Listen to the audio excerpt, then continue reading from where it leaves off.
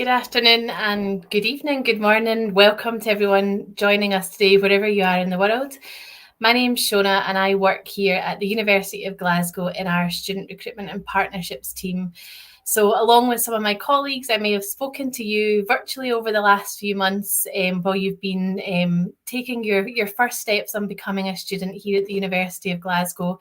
And hopefully I will get a chance to maybe even speak to some of you face to face in the next couple of months if you're going to be joining us in September, as hopefully across the team we will start to head overseas and meet with some of our prospective students, something that we've not been able to do for a little while now. I am joined today by three of our world-changing postgraduate students who are going to answer all of your questions on studying here at the University of Glasgow, and I will do my best to answer a few also. We're really fortunate that our panel today are studying at both PhD and master's levels, so we'll be able to offer you lots of different perspectives on their time here at the university. The session is perhaps a little bit different to some of the other sessions that we've run in the last sort of 18 months when we've been doing these online sessions, as some of you will be hoping to join us in September, so might be just starting to think about making an application or very recently have made an application, and some of you may be joining us in January and due to start your studies in just a few weeks, which is crazy. I can't believe we're already heading towards the end of November and about to start our new intake in January 22. So we've got lots of questions that we're hoping to get through today. So without further ado, I'm going to ask the panel that I have with me today to introduce themselves, and I'm going to ask them to tell you their name, where they're from, and what they're studying. So Charlie, can I come to you first, please? Hi everyone, my name is Charlie and I'm originally from a place called Bedford in England. I'm in the third year of my PhD and I'm studying climate science and specifically looking at the behaviour of monsoons in Japan. Fantastic. And Camila?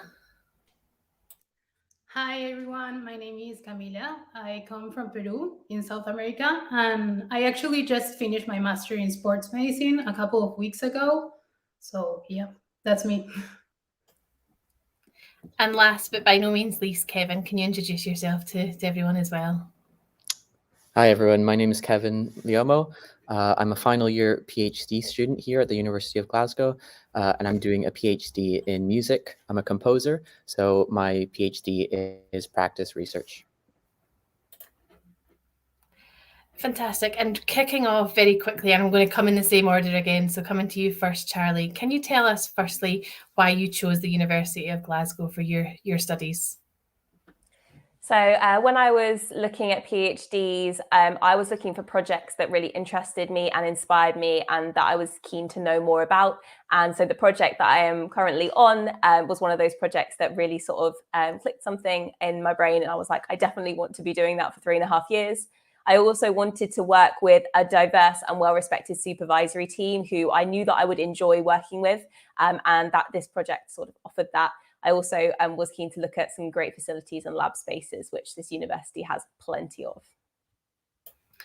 And Camilla, what was it about Glasgow? Obviously, you've come a little bit further afield than Bedford, so Peru's just that little bit further afield. What was it about Glasgow that attracted you to come to when you were making your decisions about where to study overseas? I know. So one of the things when I was looking for a master in sports medicine, I knew that Glasgow University was one of the top university for sports science in the UK. And also I got lucky because my sister contacted me with another doctor from South America, actually from Guatemala, that he also did this master. So he absolutely recommended me that master because it's really wide. So as a doctor, you can choose different paths. So honestly, it was the best option for me.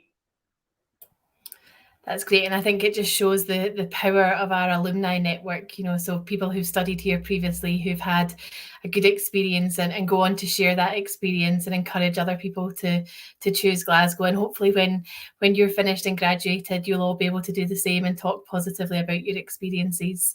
And Kevin, what was it about, obviously quite a different subject area you're studying compared to the ladies here. What was it about the university that attracted you? Yeah, so just following on what Shona said, I've actually studied all of my degrees here at Glasgow. So I did my undergraduate, then I went on to do a research master's here. And the reason I stayed on to do a PhD was because I enjoyed the kind of experience here at Glasgow so much. And I particularly wanted to stay on to do my PhD project with the supervisors I had in my master's research. So I was kind of continuing some of my studies and projects, but also I was working on the kind of side projects, specifically in terms of education. So that's something that attracted me to study here for my PhD. And when you were making your applications, so if we maybe look at master's applications first of all, so Camila, when you were applying for your master's at Glasgow, how easy did you find it, or how difficult did you find it? Can you chat us through the process? I wouldn't say it was difficult, honestly. At least for sports science, I don't know how is it. I guess it's the same for other masters, but I had to do an essay, which honestly it came from my heart. Sorry about the ambulance. Explaining why I would like to study sports science and why is it something that I have passion. And I would say the difficult part was like translating all the documents that the university asks you to submit, because you have to go to so many places from the government. At least in Lima, you had to go to the Ministry of Education and translate all your papers. So I guess that for a foreign student, that would be the hardest part, translating every document. But I don't think the essay is that difficult, honestly, if you say it honest. And Charlie, when you were applying for your PhD, obviously that's quite a different process to applying for a bachelor's or a master's programme. Can you chat us through the process for applying for your PhD and how you found that? Yes, so the way that my funding works and the way that my PhD works is I first applied to my potential supervisor to get assigned to the project. And then I went through some interview rounds with my project to get us both the funding. The process was pretty standard because I was applying for UKIRI, so a UK studentship, like a research council studentship. I was prepared for it to be tough, so I was quite nervous at interview, but I managed to get the tiniest little smile out of my panel, which gave me a little bit of hope. So I would say the overall process was quite challenging academically because it got me to think really deeply about the project I was applying for, but the actual mechanics of applying were really easy to follow. Oh, that's great to hear on both counts. And I can see that we've got some links going across the screen now with some more detailed sort of web pages on how to apply for both master's and PhD study. One of the things that we've been asked, I can see in advance of the session, I can see a few questions coming through already, is around, you know, the entry requirements for particular courses. Are they different depending on where you're applying from? Camila, you mentioned about having to get documents translated, and there is lots of information on our website around entry requirements for both master's and PhD study. We have individual country pages for most countries.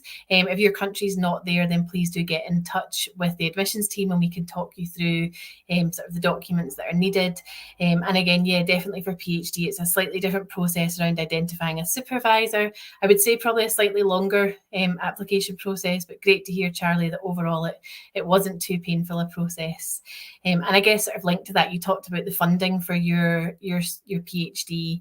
I think probably the number one question we've had in advance of the session, and probably the number one question that I get asked, and I know my colleagues get asked when we're speaking to prospective students, is around scholarships that are available. And again, there's lots of information on our websites on individual program pages around the different scholarships that are available. Some of those you'll be automatically considered for if you make an application for a program.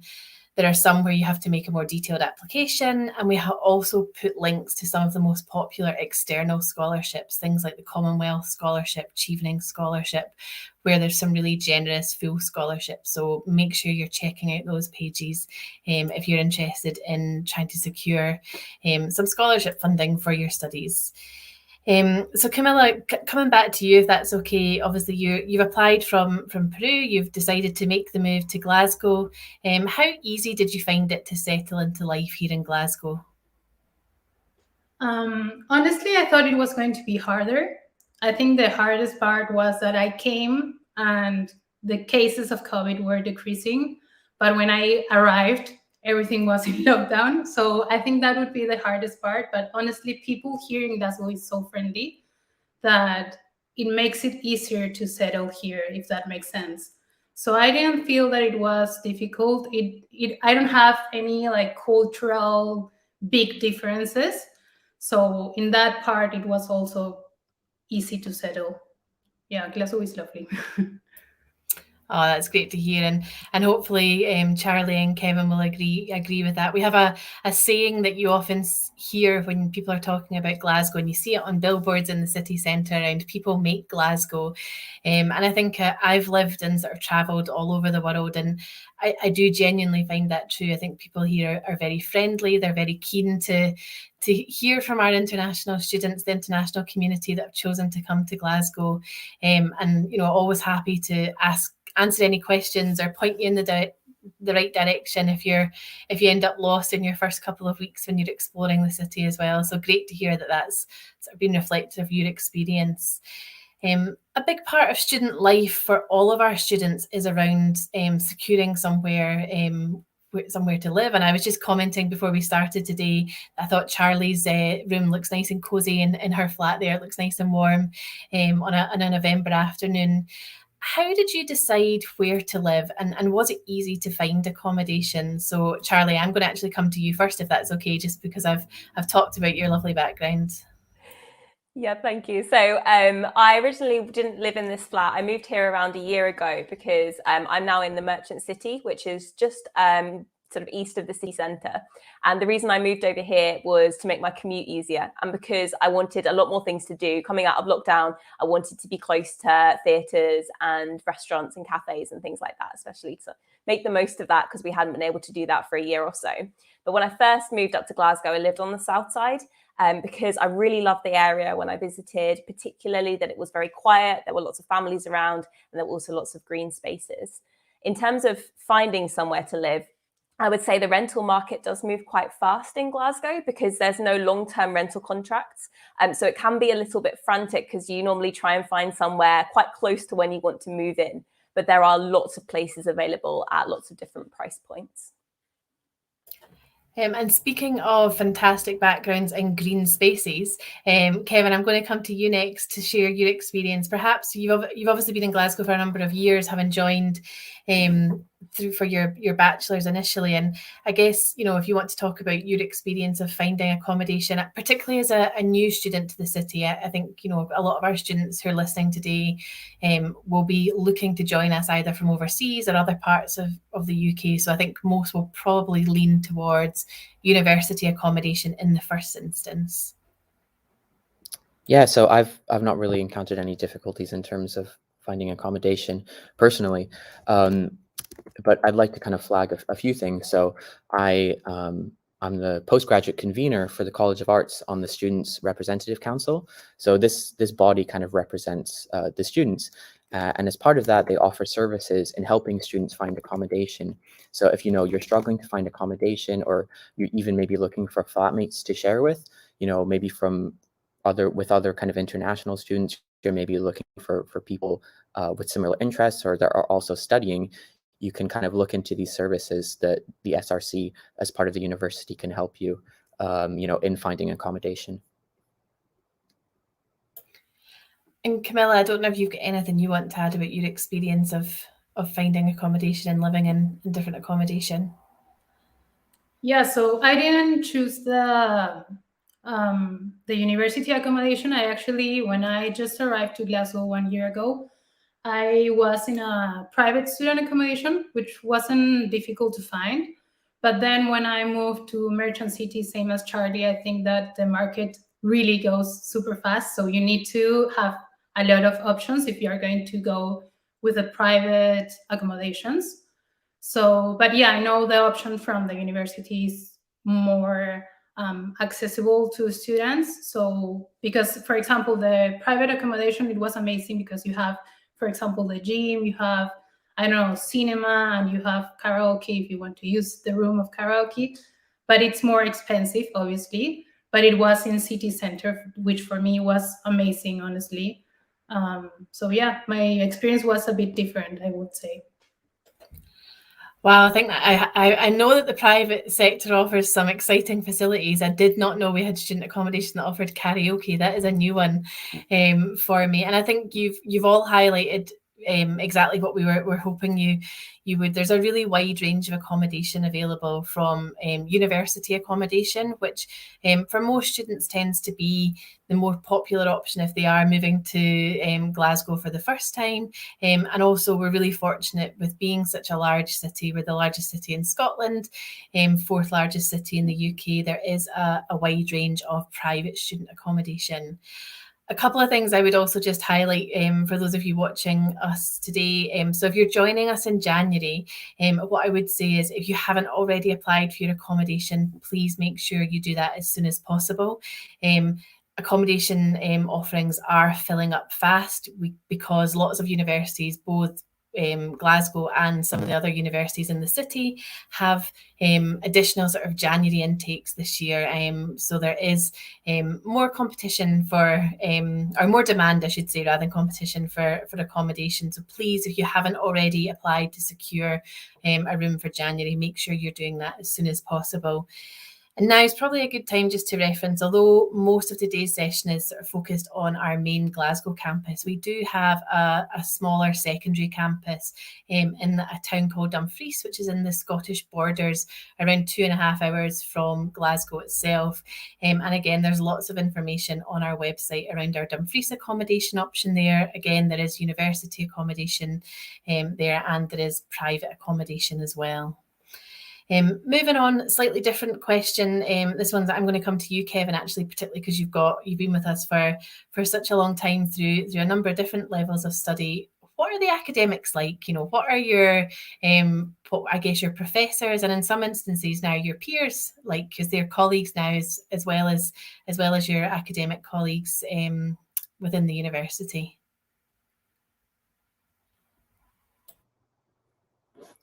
Yeah, I've had the privilege of working with a number of different members of staff throughout the years in various positions, as with different lecturers, tutors, as well as the support staff. And I've always felt really supported by the staff, the academic staff here in general. And that's one of the reasons that I stayed on to do my PhD here, was the academics I was working with on my master's project were so supportive and encouraging, and contributing to my growth as a researcher and as a composer. I really wanted to stay on it and work with them. And I think you'll find that across all of the subjects. You have academics here that really care about their students' research as well as their well-being. And I would also say the behind-the-scenes staffs, the administrators, and everyone supporting the PhD work that goes on are equally as helpful and approachable as well.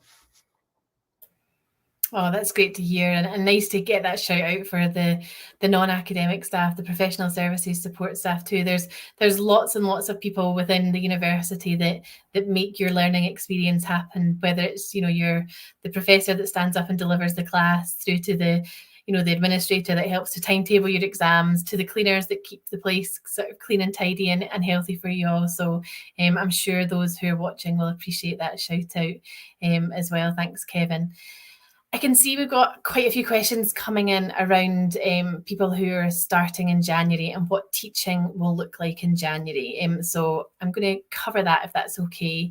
And again, you guys who've perhaps had some experience of what teaching looks like sort of during a pandemic, feel free to comment if there's anything that you wish to add. So teaching for January will continue to be blended, which it has been since, similar to those who started with us for their new programmes in September.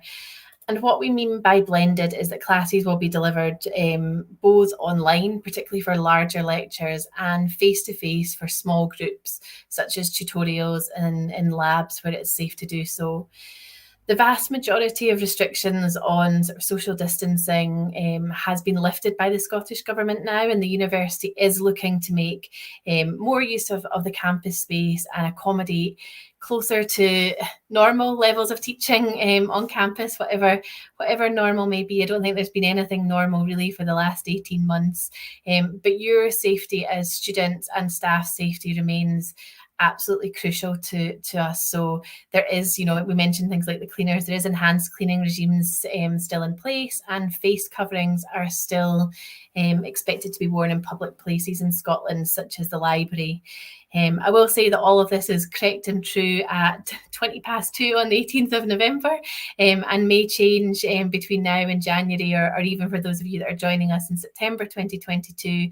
So please do continue to keep an eye on the Scottish Government guidance around all things COVID related, as well as the university web pages.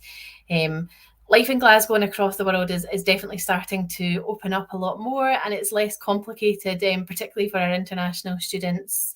Fingers crossed to be able to travel to Glasgow compared to earlier in the year and last year. So we're really keen for students to travel to Glasgow in January for starting their courses.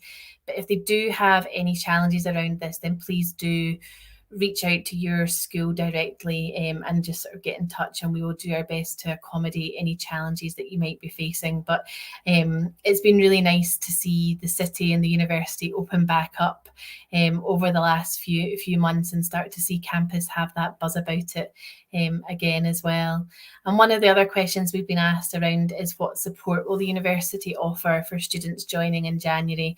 And the simple answer to that is actually the same support as if you were starting in September, which is our main intake. So those of you joining us in January will have access to all of our support services, from academic support through to things like student services, disability, our careers team, the accommodation team, a whole range of people who are there to help you, whether you're studying at our main campus or down in Dumfries as well. This sort of big word of advice we give to people when they join us is just ask, reach out. If you're not sure about anything, please ask, and we will always be happy to help you with any query that you have. And I guess one of the things I was going to put to Charlie and Kevin actually is, how do you feel the support is for PhD students? Is there anything sort of in particular you found helpful as a PhD student compared to perhaps when you were studying at master's or undergraduate level? Kevin, I'll come to you first this time. One thing that helped me in terms of support was the PhD Society. So this is an organization run by and for PhD students. So it's a great way to meet other PhD students socially, kind of out with your subject area. There's loads of activities like going to the pub, doing pub quizzes, but a range of things. So if you're not into that, there's more social things you can do, like knitting groups. There's loads of things on offer, and it's a great way to meet other PhD students, but also to kind of network and find out what maybe other people are researching in different areas, but it might be linked to your own research, and it can sometimes foster some interdisciplinary collaborations. So that's one kind of support network that I think is great and that I've enjoyed previously. And yourself, Charlie, have you sort of been in touch with the same society or any other sort of support sort of services that have really helped you? Yes, so to reiterate what Kevin has said, the one of the best places to get support is actually from other PhD students. Your peers are going to be a wealth of information, because if they're in second or third year of their PhD, they will have probably had all the questions that you have before. So getting to know other PhD students in your school or even your graduate school is really valuable. Also related to that, the graduate school, I would say, is where I direct most of my silly questions to, and they are absolutely fantastic. They are just a really brilliant team, and they definitely are 100% focused on making sure that all the PhD students in that graduate school feel supported and have all the answers to their silly questions. I'd also like to reiterate that as a PhD student, you still have access to all the same student services as undergrads and postgraduate taught, including things like counselling, the disability service, and academic writing support. So it's important to remember that you aren't cut off from that the moment you start your PhD. That's great, and actually, what I would say is there's no such thing as a silly question. You know, particularly when you're navigating a new country or a new degree or a new level of study for the first time. It's I still find myself. I've worked at the university for 3 years now, and I still find myself asking questions. I think I should probably know that, but you know, it's been a while since I've asked, or someone's asked me that question as well. So no such thing as silly questions. In terms of, and we did touch upon this a little bit earlier, Camilla, you referenced it about Glasgow being a friendly city. Kevin, is that something that you would agree with? Has that been your experience of living here in Glasgow and studying here? Yeah, I definitely think Glasgow is one of the friendliest cities in the world. I think whenever people come and visit here from abroad or move here to do their studies, I think the one thing I hear from people is how surprised they are with how friendly everyone is in Glasgow. I think everyone is very welcoming, accepting, no matter like where you're from or what your background is like. I think once you've moved here and you live here, you're a Glaswegian, you're one of us. So I definitely agree. And Camilla, you did touch upon this earlier, but I don't know if there's anything else that you want to add there. No, honestly, just to mention again that, for example, when I came here, I thought that it was only in my student accommodation that staff was amazing and lovely because it was a private student accommodation. But then when you go to the grocery store and you go outside to any place, people is lovely. And as Kevin said, even if you are a foreign student or anything, you're not going to feel the difference. They are going to treat you as Glasgow and more. So yeah, it's a lovely city.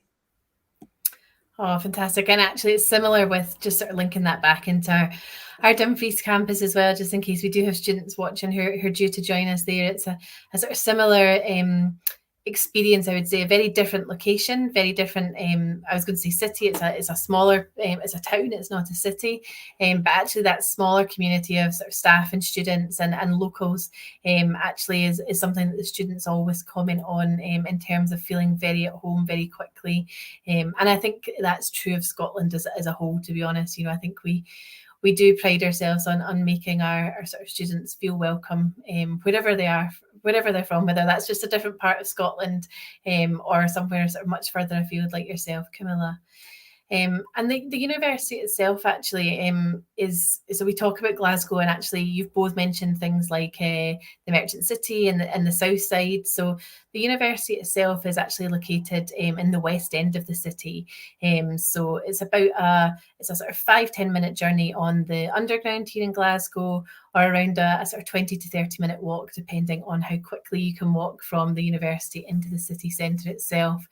But in many of our students actually describe the West End as being like a sort of little city itself. It's got a huge range of, you know, shops and bars and restaurants. And what I like particularly about the West End is that it tends to be a lot more independent chains. So rather than the you know, some of the big brand names that you'll see in the city centre, we have a lot more independent businesses, often started by students or alumni of the university.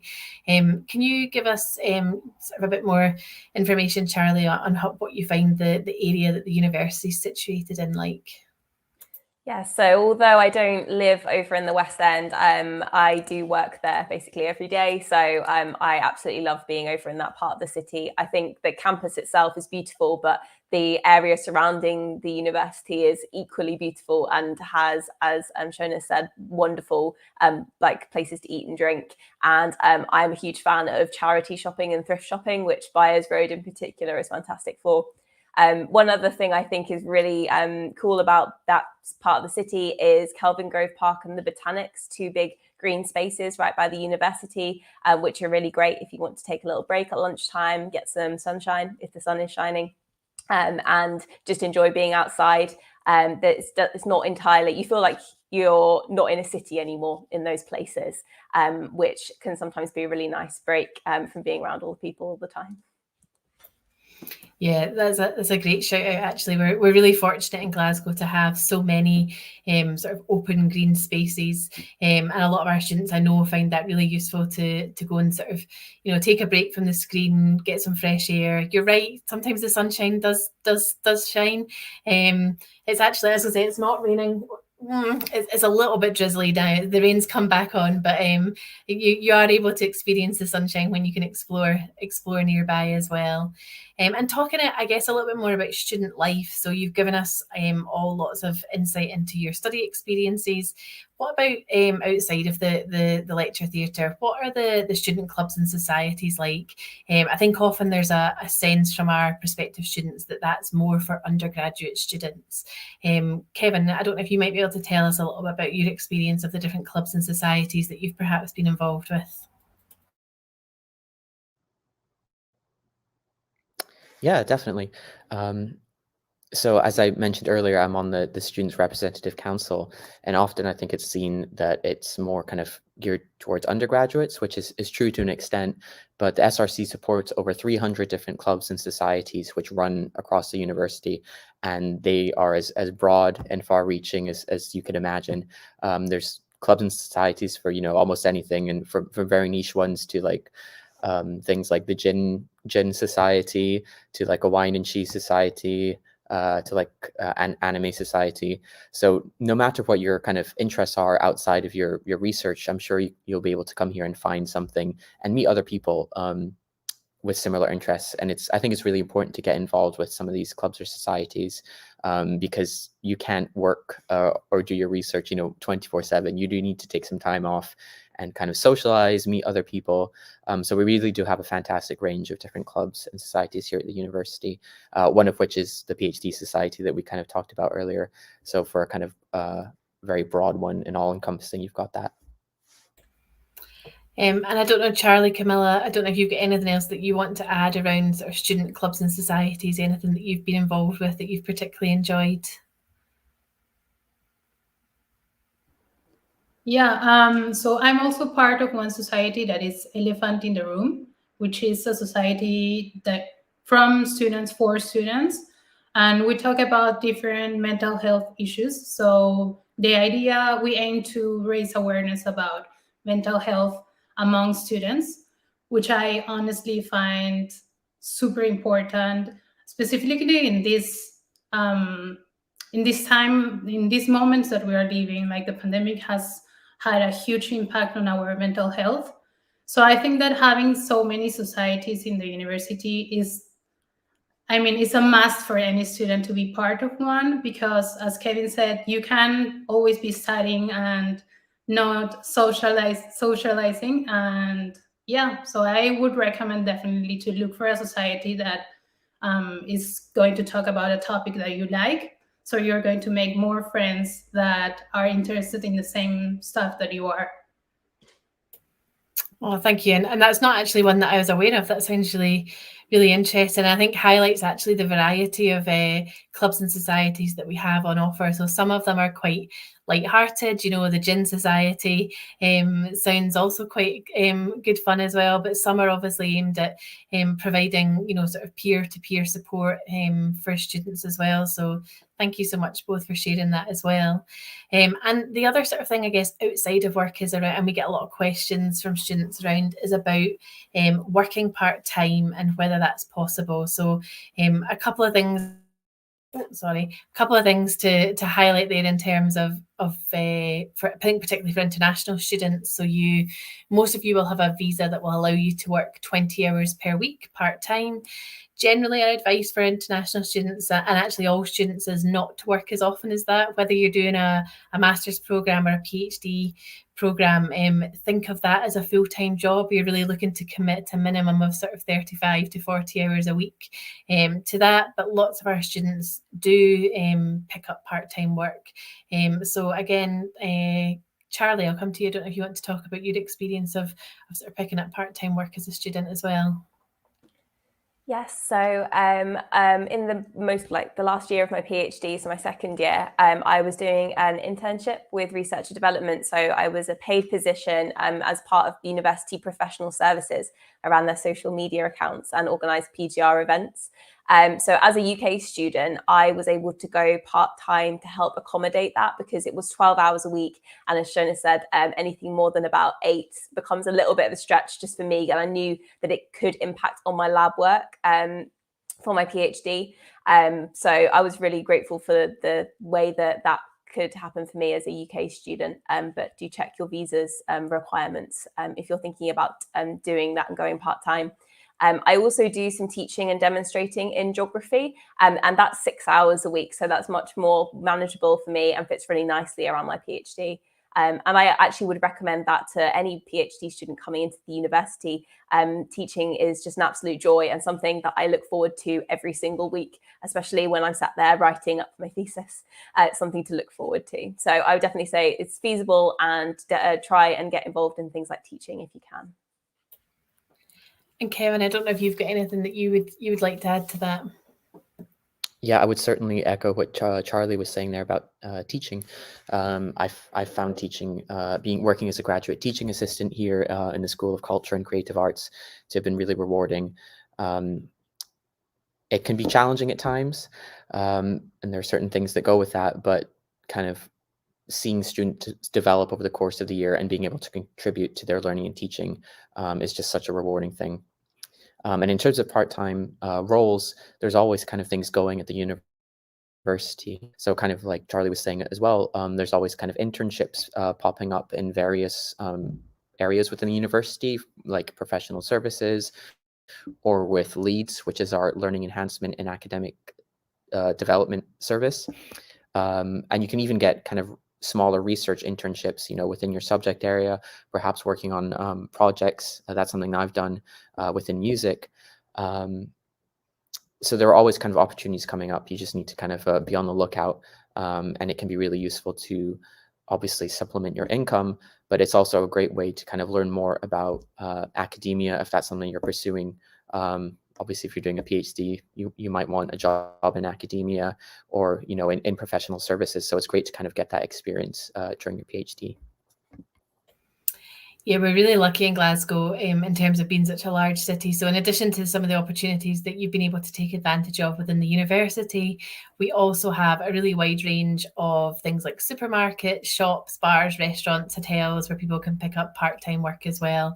And as you mentioned, a nice way to earn some additional money, but also, again, a lot of our students really enjoy it as a way to meet with other people outside of the university. So to meet with other locals, and I think, again, particularly for our international students, they find it a really nice way to continue to improve on their English language skills and just experience a little bit of Scottish culture outside of the university. And again, for those of you who are looking to join us in Dumfries, although a smaller city, there are still opportunities in and around the campus there as well, including we've got a hotel on the university campus and things as well. So lots of opportunities to do so. We have a couple more questions that I'm going to sort of run through quite quickly, just in case we've got any others that sort of come through late. So Camila, what's your favourite place on the university campus? So you've been here for just under a year now, and I know that you spent some of that time in lockdown restrictions and been able to perhaps initially not explore as much, but now that things have opened back up again, what's your favourite place on campus that you've discovered? Yeah, so I would say the second half of my master, I was able to go to the facilities from the university. And I would say that the main campus, the main building is beautiful. It's honestly like the clusters is being like in Howard's, and in any minute, Harry Potter is going to come in. But I would say my favorite place is the Learning Hub. I've been there quite a lot, studying specifically for my dissertation, which is it's a new building that the university has, and the place to study is honestly amazing. You have all the facilities, you have Wi-Fi, and they are taking all the measures for COVID, so you have to use your face mask, but it's honestly not that uncomfortable. And yeah, so I've been more in the Learning Hub than in any other building, because I had all my master online, so I can't talk about any other buildings. That's great to hear. Actually, the building that Camilla is referring to is our new James McCune Smith Learning Hub. So the university is actually sort of in the process of a really large campus redevelopment. So we're investing billions of pounds in building new buildings, new facilities, and upgrading some of our facilities as well. And the James McEwan Smith was the first of those new buildings to open. That opened earlier this year, and it really is a fantastic space to for students to learn in. It's been very much designed to be flexible space, so it does have a lecture theatre and some of the more traditional spaces that you would associate, but the space itself is designed to be much more flexible, to accommodate group work, to be able to sort of work together on different projects. And I believe the coffee shop in it is meant to be very good as well. I haven't actually had a chance to try it out, but I believe it is it's giving some of the other campus coffee shops a run for their money in terms of being the best place for a coffee. So I must check that out. Actually, I've not had a chance to get in myself yet. Quick question for you, Charlie, and then I'm going to do some final questions around your sort of favourite parts of being a student here at the university. How expensive have you found living in Glasgow? Generally, Glasgow is seen to be a more affordable option. I never use the word cheap because I know sort of studying, particularly for those joining us abroad, it's a big investment of your time and money. But how have you found Glasgow as a place to live in terms of affordability? Well, I'm from the south of England, so relatively much cheaper than places like London. I also think it's actually cheaper compared to places like Edinburgh and Manchester as well. So I think, as with all cities, you can make it as expensive or as reasonable as you want it to be. In terms of rent, which I feel like is most people's largest outgoing, aside from sort of university costs, there's a huge variety of options available for rent, and things like shared housing or even student halls can be a very reasonable option. And the price really depends on the area. So it can be more expensive to live a little bit closer to university, but if you don't mind a sort of 15-20 minute walk in the morning, you can get flats that are sort of 300, 400 a month. Don't forget your council tax exempt as well if you're a registered student.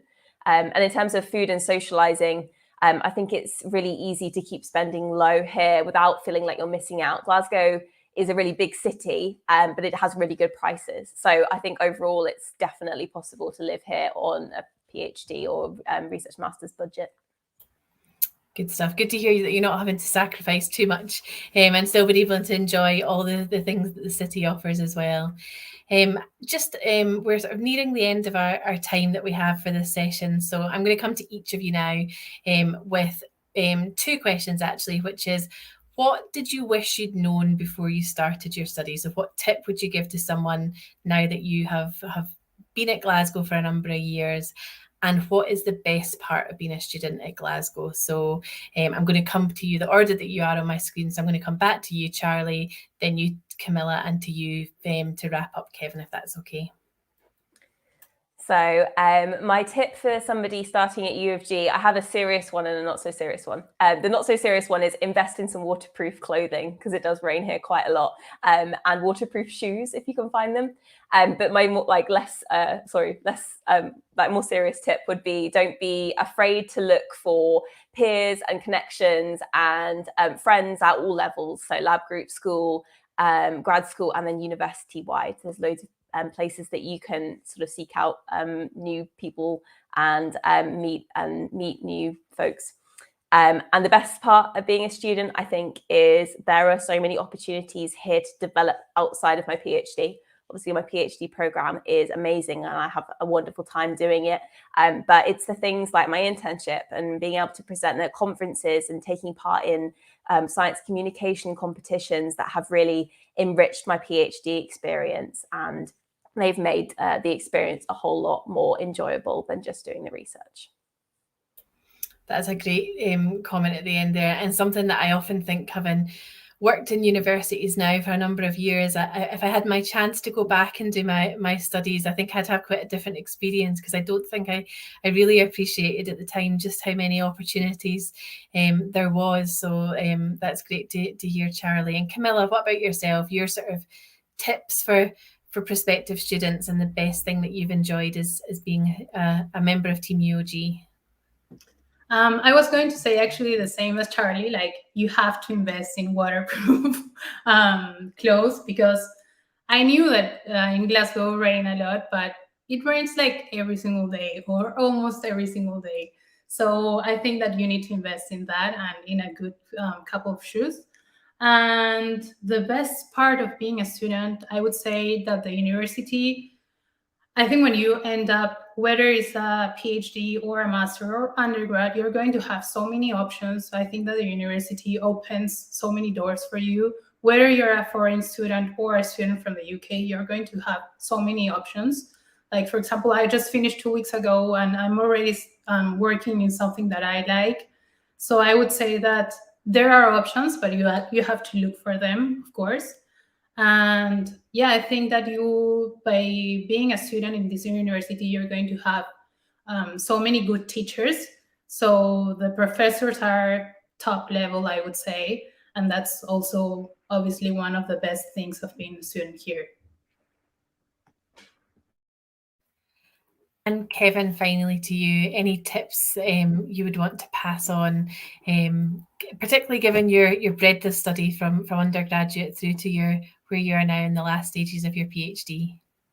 So yeah, I'll echo Charlie and Camilla, and I'll say a weather-related tip. So I definitely agree. Always be prepared for all 4 seasons, because no matter what time of the year, you can get all 4 in one day. So, always have an umbrella. But at the same time, it could be sunny later on in the day. So it's not all doom and gloom. And then a kind of more serious tip I would say is, when you come here, try something that you wouldn't normally try or do, or think, that's not for me. Because I can really attest that if you do, whether it's a club, a society, joining the student council, I think getting out your comfort zone and trying something new is a really enriching experience. You can make new friends, learn new skills, develop things you never thought you would be into. And kind of related to that, and also kind of similar to what Charlie was saying, I think one of the things I love about studying here the most is the scope of opportunities that are available to you. So if you want to get involved in everything, you really can. There's so many projects, there's so many clubs, societies, different programs going on. During your PhD, you can teach, you can get involved in so many different things. And for me, obviously, I'm here to do my PhD and my research, and arguably I spend maybe too much time doing these other things. But I think that's what makes it. So when you do finally finish your PhD, you leave with a sense of accomplishment, and you've done other things, not just your research. And I think that's a really important thing. And one of the best things about studying here is that there's so much you can do out with your PhD research. Oh, some great hints and tips there from our panel, and lovely to hear that you've all sort of had a positive experience. I think you're right. The weather in Scotland is perhaps the thing that we're not as well known for, but you're right. It's very much 4 seasons in one day, so it can be sunshine through to rain. And actually, one of the things that always strikes me when I talk to international students in particular is how much they actually enjoy the change in seasons compared to sort of parts of the world where rain is pretty unusual. We sometimes, when we get a little bit of snow in winter, they enjoy that because that's something that people haven't seen before. And I think you're right. That sort of range of opportunities that are offered both in the classroom and outside of the classroom are very much what you hopefully will remember for years to come when you look back on your time at Glasgow. Thank you so much to everyone for joining us today. We are now sort of finishing up and out of time. I can see there's still lots of questions coming through, and my colleagues are working hard behind the scenes to continue to answer questions on Facebook and YouTube. So if we haven't been able to do so, then we will manage to keep going and answer them over the next sort of few hours. And if you do have any questions, then please feel free to reach out. You can always speak directly. There's some information coming across the bottom of the screen there. Again, you can reach out to our current students through our Ask a Student function on the website, where you can ask current students, alumni and staff any questions that you might have. But thank you again, Charlie, Camilla and Kevin, for joining us today and sharing your experience, and good luck to everybody on your application, and we look forward to welcoming you to Glasgow hopefully in the future. Thanks very much. Bye.